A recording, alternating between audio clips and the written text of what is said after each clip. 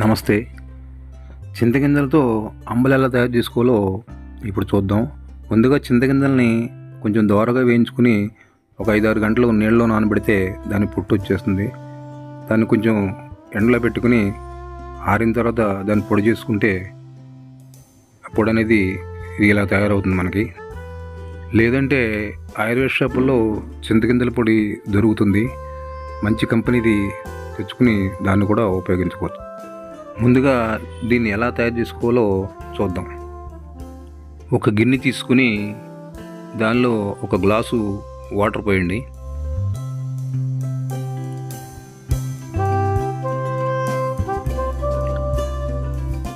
ఆ వాటర్లో ఈ చింతగింజల పొడి ఒక 1/2 స్పూన్కి తక్కువగా, 1/2 స్పూన్కి ఎక్కువ, 1/2 స్పూన్ తక్కువగా పొడి వేసుకోండి.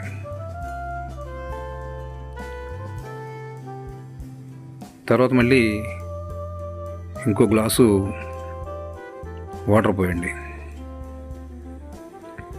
ఈ పొడి చింతగింజ కాబట్టి జిగురుగా ఉంటుంది, అంచేది ఉండలుగా ఉంటుంది. దాన్ని జాగ్రత్తగా కలుపుకుంటూ మనల్ని మరిగించుకోవాలి. 2 గ్లాసుల వాటర్ పోసిన తర్వాత దాన్ని స్టవ్ అంటించుకుని స్టవ్ మీద పెట్టండి.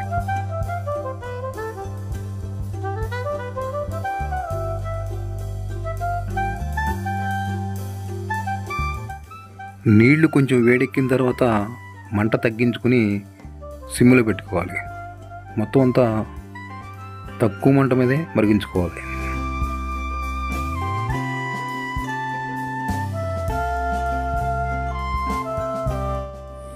మధ్య మధ్యలో తిప్పుకోవడం వల్ల ఉండలు కట్టకుండా ఉంటుంది.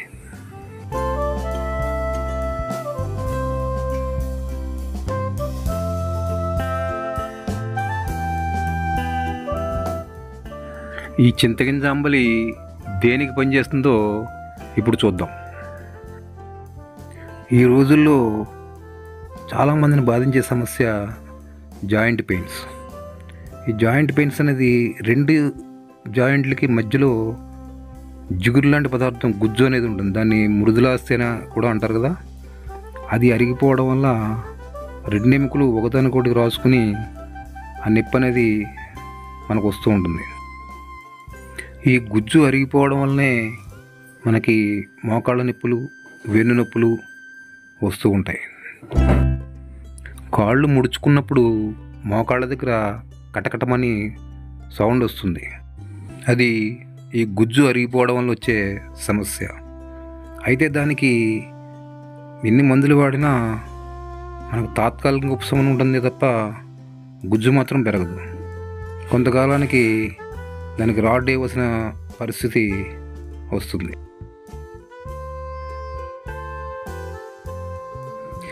ఈ చింతగింజ అంబలి జాయింట్ల మధ్య గుజ్జును పెరిగేలా చేస్తుంది.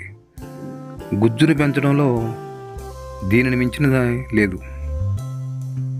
మరిగించిన తర్వాత చిక్కటి అంబలి తయారైంది.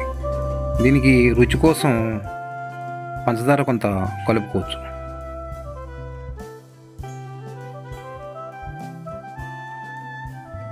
దీని రుచి సగ్గుబియ్యం జావ ఎలా ఉంటుందో సేమ్ అలాగే ఉంటుంది. ఎవరైనా కొత్త వాళ్ళకి ఇచ్చినా సగ్గుబియ్యం జావ అనుకుంటారే తప్ప ఇదేంటో తెలుసుకోలేరు.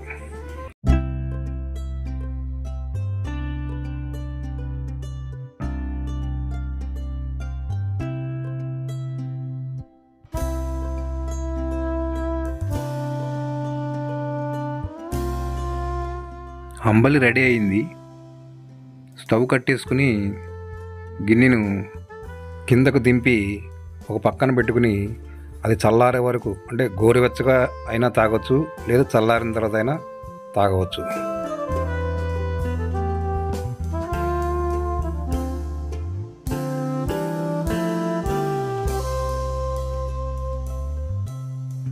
ఇది మొదలుపెట్టిన 4-5 రోజుల్లోనే తేడా అనేది మీకు తెలుస్తుంది.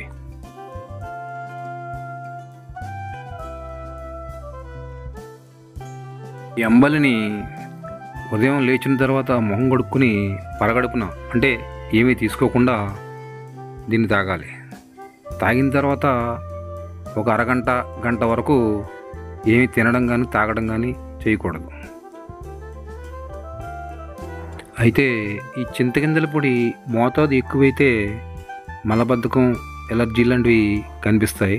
అటువంటప్పుడు 4 రోజులు దీన్ని ఆపేసి కొంచెం మోతాదు తగ్గించుకుని మళ్ళీ మొదలుపెట్టవచ్చు.